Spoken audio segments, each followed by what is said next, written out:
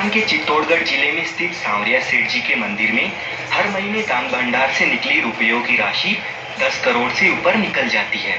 सेठों के सेठ सांवरिया सेठ के दरबार में हर दिन हजारों भक्त अपनी अर्जी लगाने और दर्शन करने आते हैं।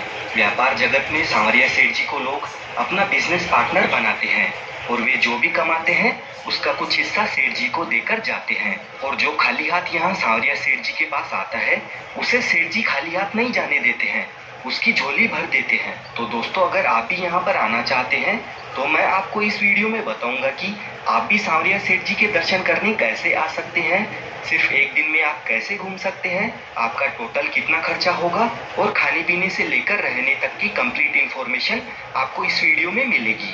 साथ ही मैं आपको एक ऐसे ऐप के बारे में बताने जा रहा हूँ जो पवित्र मंदिरों की जानकारी देने के साथ साथ घर बैठे आपके नाम और गोत्र के साथ पूजा करवाने में मदद करता है और उसके बाद आप प्रसाद भी अपने घर पर प्राप्त कर सकते हैं। यह है उत्सव ऐप जो 100% ट्रस्टेड है और आज आपके पास में एक विशेष अवसर भी है, आपने प्रसाद भी प्राप्त किया है। तो बिना वेट करे नीचे डिस्क्रिप्शन में दी हुई लिंक पर क्लिक करें और अभी अपनी पूजा बुक करें।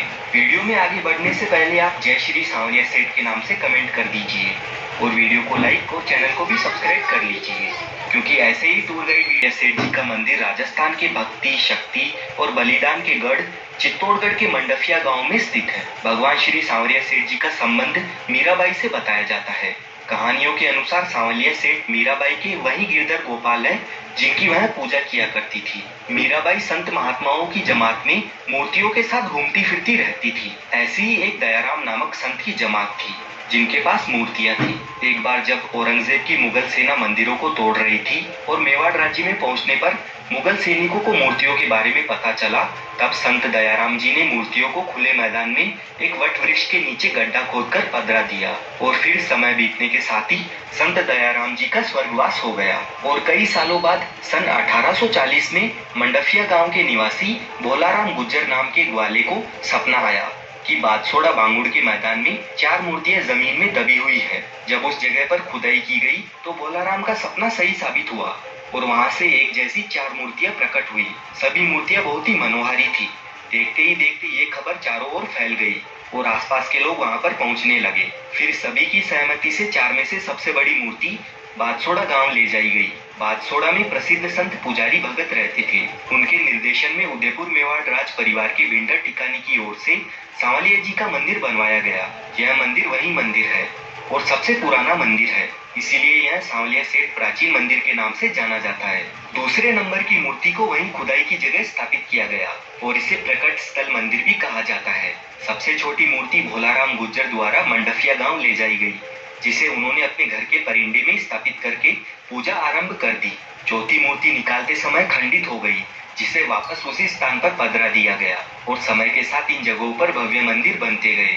उन्हीं में से ये सांवरिया सेठ का मुख्य मंदिर माना जाता है। सांवरिया सेठ के बारे में यह भी मान्यता है कि नानी बाई का मायरा भरने के लिए खुद श्री कृष्ण जी ने सांवरिया सेठ का रूप धारण किया था। इसीलिए व्यापार जगत में उनकी लोकप्रियता इतनी है कि लोग अपने व्यापार को बढ़ाने के लिए उन्हें अपना बिजनेस पार्टनर बनाते हैं। सांवरिया सेठ जी के दर्शन करने आने के लिए आपको सबसे पहले आ जाना है चित्तौड़गढ़। यहाँ पर आप बस या ट्रेन के माध्यम से बड़ी आसानी से आ सकते हैं और मंदिर का सबसे नजदीकी रेलवे स्टेशन भी चित्तौड़गढ़ जंक्शन ही है। चित्तौड़गढ़ रेलवे स्टेशन मुख्य स्टेशन है, तो आपके शहर से आपको यहाँ तक डायरेक्ट ट्रेन मिल जाएगी। दिल्ली, इंदौर, भोपाल, जयपुर, अहमदाबाद, मुंबई जैसे शहरों से ट्रेन यहाँ पर रेगुलर आती जाती रहती है। चित्तौड़गढ़ आने के लिए हमने जयपुर जंक्शन से ट्रेन का सहारा लिया था। चित्तौड़गढ़ जंक्शन पहुँचने के बाद रेलवे स्टेशन के ठीक सामने मंडफिया जाने के लिए टेम्पू और बसें लगी हुई रहती है। इन्हीं में हमें मंदिर तक जाना होता है। चित्तौड़गढ़ से सांवरिया जी का मंदिर 40 किलोमीटर की दूरी पर है और 60 रुपए पर पर्सन के अकॉर्डिंग बस का किराया रहता है। चित्तौड़गढ़ से चलने के बाद करीब 50 मिनट बाद हम पहुंच जाते हैं मंडफिया गांव में। अगर आप अपने पर्सनल व्हीकल से यहां पर आते हैं तो आपको यहां पर फ्री में 4 व्हीलर और 2 व्हीलर के लिए पार्किंग की सुविधा मिल जाती है। अब हम जाएंगे मंदिर के अंदर। दोस्तों, एक जरूरी बात मैं आपको बता दूं, मंदिर के अंदर किसी भी प्रकार की पूजन सामग्री जैसे फूल, प्रसाद, अगरबत्ती, नारियल जैसी पूजा सामग्री ले जाना बिल्कुल मना है। तो आप मंदिर में दर्शन करने के लिए खाली हाथ ही जाइए। मंदिर के इस वाले प्रवेश द्वार से एंट्री लेते ही आपको सांवरिया सेठ जी का भव्य और बहुत ही प्यारा मंदिर दिखने लग जाता है। मंदिर ट्रस्ट की ओर से यहाँ पर आने वाले भक्तों के लिए काफी अच्छी सुविधाएं प्रदान की जाती है और मंदिर के खुलने और बंद होने की टाइमिंग सुबह 5:30 बजे से 12 बजे तक, फिर 2:30 बजे से रात के 11:30 बजे तक दर्शनों के लिए मंदिर खुला रहता है। हर महीने इस मंदिर में 10 लाख लोग आते हैं, तो काफी ज्यादा भीड़ होने की वजह से हमें आधे से 1 घंटे तक लाइन में लगकर इंतजार करना पड़ता है। इसी बीच सांवरिया सेठ जी और खाटू श्याम जी के जयकारों के साथ समय का तो ख्याल ही नहीं रहता है और हम धीरे धीरे करते हुए पूरे भक्ति भाव में लीन मंदिर के अंदर प्रवेश कर लेते हैं। जैसे ही आपकी नजरें सांवरिया सेठ जी से मिलती है, आपके सारे दुख दर्द चुटकियों में गायब हो जाते हैं। अगर आप सच्चे दिल से मंदिर में आते हैं तो मानो आप कुछ देर के लिए अलग ही दुनिया में पहुंच जाते हैं और हमारे दर्शन बहुत ही सुंदर तरीके से हो जाते हैं। मंदिर से बाहर आते ही लेफ्ट साइड में आपको आ जाना है। यहाँ पर 2 मंदिर बने हुए हैं। पहला शिव जी का मंदिर है जो कि सेठ जी के मंदिर के तलघर में स्थित है। भोलेनाथ के मंदिर में दर्शन करने के बाद हम दर्शन करते हैं श्री आमलिया बाबूजी के। बड़े से इमली के पेड़ के नीचे यह चबूतरा बना हुआ है। कहा जाता है कि सांवरिया सेठ जी के दर्शन हो जाने के बाद आपको आमलिया बाबूजी के दर्शन करना भी जरूरी होता है, तभी आपकी मनोकामनाएं पूरी होती है। इसीलिए आप भी यहाँ पर परिक्रमा जरूर लगाना।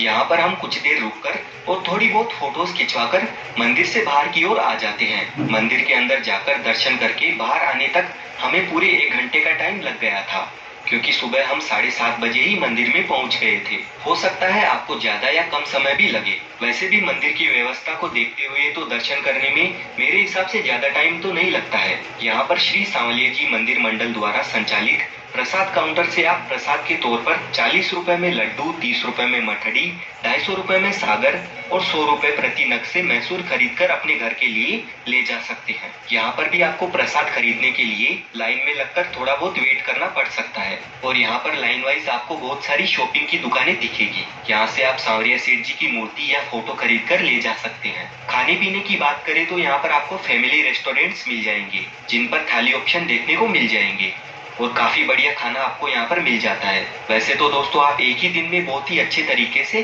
सांवरिया जी के मंदिर में दर्शन करके उसी दिन अपने घर के लिए रवाना हो सकते हैं, लेकिन फिर भी अगर आपको यहाँ पर रहने की व्यवस्था चाहिए तो श्री सांवलिया जी मंदिर मंडल की ओर से बादसोड़ा चौराहे पर सांवलिया धाम फैमिली रूम और हॉल डॉर्मेट्री धर्मशाला स्थित है। यहाँ पर आप ठहर सकते हैं और अगर आप मंडफिया में रुकना चाहते हैं तो यहाँ पर सांवलिया जी मंदिर मंडल की ओर से रुकने के लिए कई भक्त निवास बने हुए हैं। इनकी जानकारी आपको नीचे डिस्क्रिप्शन में भी मिल जाएगी। और अगर आप चित्तौड़गढ़ में रुकना चाहते हैं तो मंदिर ट्रस्ट की ओर से चित्तौड़गढ़ में श्री सांवलिया जी विश्रांति गृह बना हुआ है। यहाँ पर आपको बहुत ही सस्ते में फैमिली के लिए रूम और सिंगल पर्सन के लिए डॉर्मेट्री सुविधा मिल जाती है। श्री सांवरिया जी मंदिर में आकर दर्शन करने पर हमारा टोटल खर्चा मात्र 500 रुपए पर पर्सन के अकॉर्डिंग आता है, जिसमें 120 रुपए बस का किराया, 150 रुपए का खाना पीना, बाकी के रुपए आप ट्रेन टिकट में जोड़ लीजिए। हमारी श्री सांवलिया जी मंदिर की यात्रा यहीं पर समाप्त होती है।